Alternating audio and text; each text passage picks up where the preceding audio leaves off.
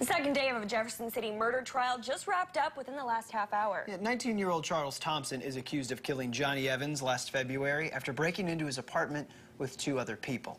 ABC 17's Joe McLean joins us now live from the Cole County Courthouse. Joe, the jury heard from several key witnesses today. They did, Lucas, starting with the medical examiner who performed the autopsy on Johnny Evans. He testified today that Evans did die from blood loss due to a gunshot wound. The jury was shown photographs of the autopsy and were walked through the process by the examiner. But the main two key witnesses for the defense were Robert Burks, who allegedly drove the suspects to and from the scene in his car, as well as Vincent Smith, the other suspect who allegedly entered the house with Thompson. Now, both of them gave testimony today pointing to Thompson as the shooter. However, the defense attorney questioned these testimonies during cross-examination. Each witness was walked back through their first interviews with police over a year ago.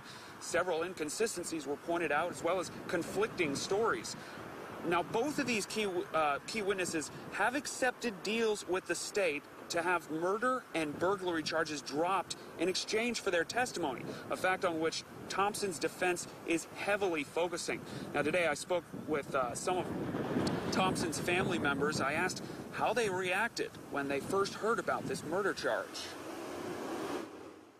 My reaction was, no way. My son did not do this. This is not something that my son would have done.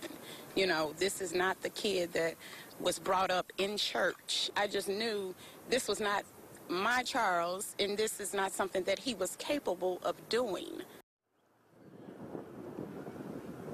And Thompson's mother also told me today she believes the evidence will speak for itself and that her son will be exonerated. Live in Jefferson City, Joe McLean, ABC 17 News. All right, thanks, Joe. The trial will continue tomorrow. We plan to have crews there with live updates on air and online over on abc17news.com.